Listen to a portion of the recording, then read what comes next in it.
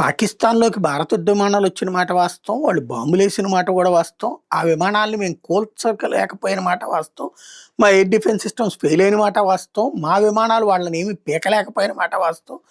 కానీ వాళ్ళేసిన బాంబులతో మాకేమీ కాలేదు. గడ్డి కూడా కదలలేదు అని పనికిమాలిన కబుర్లు చెప్తే 2019 ముందు ఏదైతే ఇన్సిడెంట్ జరిగినటువంటి సందర్భంలో బాలాకోట్ ఇన్సిడెంట్ జరిగినప్పుడు అబ్బెబ్బే ఇది రాజకీయాల కోసం మోడీ వాడుకుంటున్నాడు తప్పించి ఏం కాలేదని పాకిస్తాన్ ప్రధానమంత్రి చెప్తున్నాడు కదా అని సొల్లి కబుర్లు చెప్పినటువంటి దేశం మన దేశంలో ఉన్నటువంటి మోడీ వ్యతిరేక శక్తులు అంటే భారత సైన్యాన్ని అంత చులకనగా చూడటం. ఆ తర్వాత అక్కడ శవాల వీడియోలు చూసిన అబ్బెబ్బే ఇవన్నీ బీజేపీ లేకపోతే బత్తాయిల సృష్టి అని చెప్పేటటువంటి పనికిమాలిన అబద్ధాలు చెప్పేటటువంటి వాళ్ళు ఇప్పుడు ఏ స్థాయికి దిగజారిందంటే కాంగ్రెస్ పార్టీకి సంబంధించినటువంటి పృథ్వీరాజ్ చవాన్ ఆపరేషన్ సింధూర్ గురించి నీచమైన వ్యాఖ్యలు చేశాడు.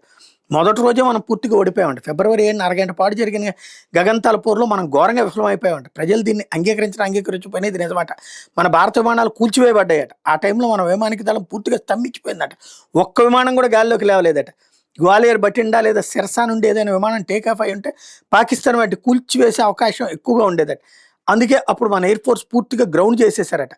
ఇది ఈయన మనిషా పశువా లేకపోతే కనుక పశువు రూపంలో ఉన్నటువంటి మనిషి అనాలా మనిషి రూపంలో ఉన్నటువంటి పశువు అనాలో అర్థం కావట్లేదు. మన యుద్ధ విమానాలు వెళ్ళినవి అక్కడ ఉన్నటువంటి వాటిని పేల్చినవి అక్కడ పాకిస్తాన్లో ఉన్న ప్రజలే వీడియోలు పెట్టి మరీ చూపించారు.